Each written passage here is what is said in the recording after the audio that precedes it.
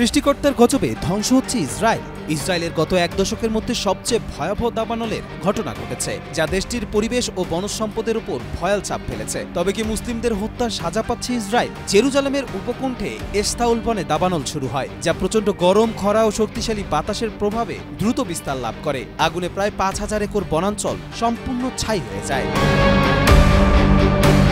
দেশটির fire and rescue কর্তৃপক্ষ জানিয়েছে, বসতবাড়ি ও মানুষের প্রাণহানি না হলেও প্রাকৃতিক পরিবেশের ব্যাপক ক্ষতি হয়েছে। আগুন নিয়ন্ত্রণে আনতে শতাধিক অগ্নি নির্বাপক ইউনিট ও বিমান মোতায়েন করা হয়। সেনাবাহিনীর উদ্ধার ইউনিটও অভিযানে অংশ নেয়।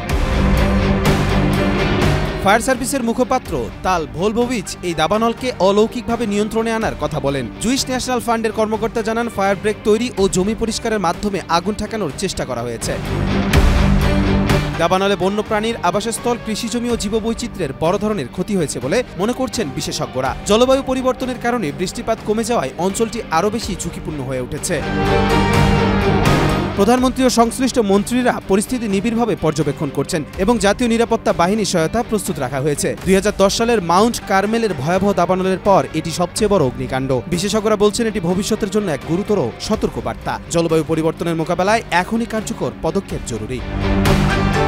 কবির চৌধুরী, জয়, মাই টিভি।